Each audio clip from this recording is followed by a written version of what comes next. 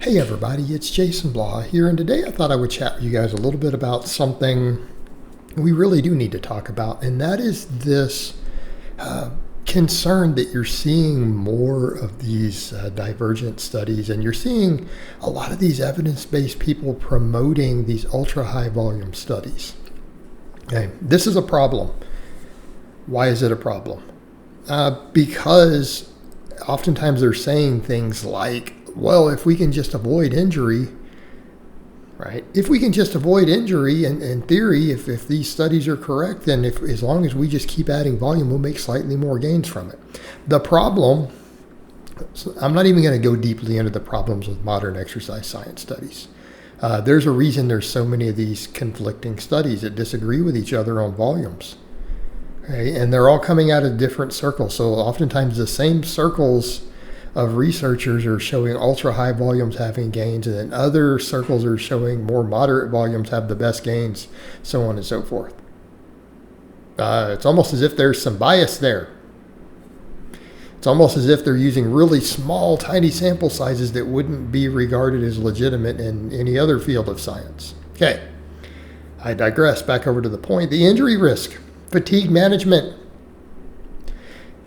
All right. Let's look at this from the perspective of exactly what they said, the injuries. And let's assume these studies are even right. That going from, say, 10 sets a week for your quads, for example, squats, leg presses, all that stuff. 10 sets a week to 20 sets a week will give you, a little bit of boost in gains. I think that's reasonable. I don't even disagree with that. 20 is a bit rough, but okay. So you got that. We got that. Great. Then what?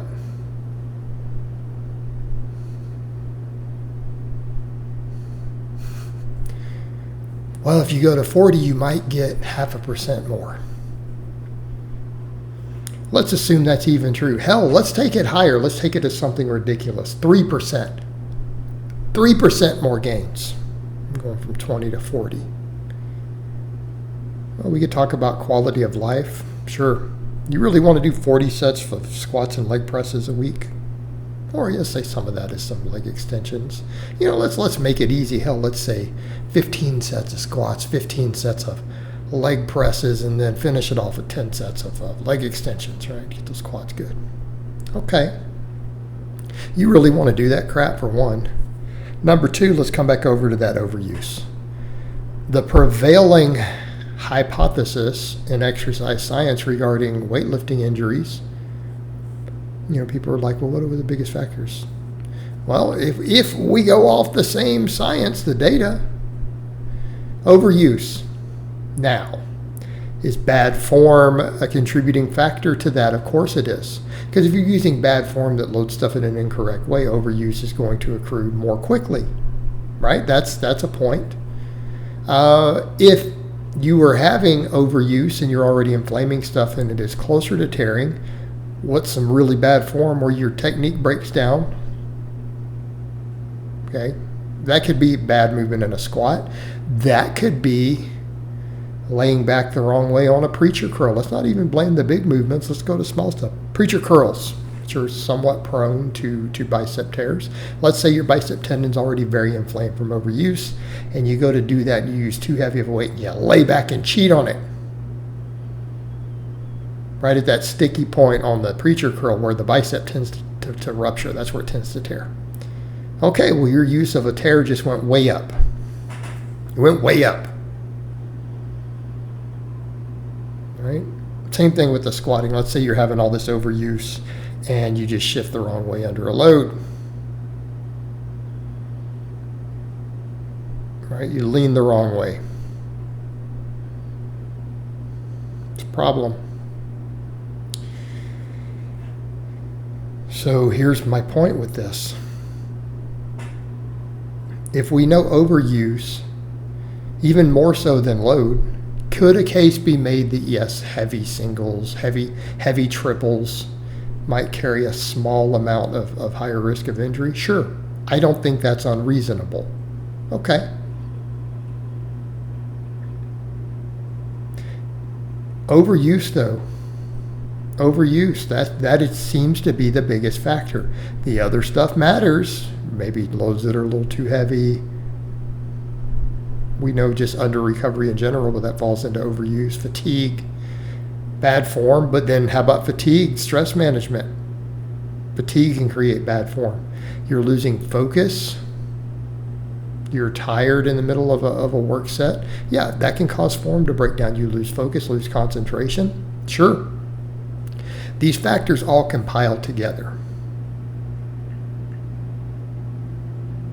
They compile together. So let's come back over to that point. What happens if you come over and say, what's your minimum effective dose? Let's say that for a lot of us, even that 10 to 15 really high quality sets a week can produce very robust muscle growth. Does anyone disagree with that? First of all, does anyone evidence-based or anecdote-based, either one, disagree with that? Have a lot of really monstrously big, monstrously strong guys gotten there doing 10 to 15 sets per week of quality sets. I'm not talking about garbage sets, quality work. Yeah, that's produced some pretty good results. And a lot of lifters and a lot of disciplines. Okay. Let's assume that it's a little bit less so than going way higher. That 30, 40 set, whatever these people are prescribing. Let's say it's 3%, 5% less. But your injury rates go down dramatically. You don't have to deload as often. You don't get hurt as often. Okay? Because if you need deloads, that is costing you. Now, granted, you need the deloads to keep making gains because you're at risk of injury, all these other things if you've overreached too much. Okay. But having to take deloads, that could be costing you a little. Definitely downtime from injuries, that's big. So here's the difference. Over the same number of years, if you just did that 10 to 15 quality sets, but you recover from it and you don't get hurt, hopefully, because again, you're mitigating some stuff, mitigating risk, you come back down to that. Focus on good form, work on mobility, good range of motion so that we are in a better position to not get hurt because we're more mobile. We tend to tear stuff less, not as restrictive. Good mobility, keeping the volumes at a reasonable level to where you're always, but still enough to make good progress. Quality sets, and let's say you don't get hurt versus you go the other route and you accrue 3 fairly significant injuries that require you to take some downtime from training. Even though in the months you were training, you made a hair more gains. Which one's going to net you the most results? The one where you didn't get hurt? And notice I am not saying to train like a sissy. I'm saying 10 to 15 quality sets. Okay, I'm over here doing Olympic squats for high reps with 315. Those are decent quality sets. I'm not telling you to just rep the barbell. You just saw me doing that, some sets of 10 with 315 on high bar beltless squats. Yeah, it's a decent stimulus. Not God tier or anything. Pretty good stimulus for an old guy like me. Okay, so that's 10 on some pull-ups in there. I'm over 200 pounds. 10 pull-ups with overhand grips is, good stimulus, right? We're training decently hard here. All right, so quality sets. You're going to be better off. Not only is it going to net more total gains, you're going to be more consistent because you're not going to get burned out. You're not going to have to deal with as many injuries, so less pain. You're going to have less pain, wear, and tear in your daily life because that's a factor. Let's come back over to stress. If you hurt all the time, is that going to affect your recovery? Is that going to affect your set quality when you go into the gym later? I think it will. So let's use some common sense here, people. All right, guys, but that's really all I have to say on that today. I hope it's been informative, and I will talk to you guys next time.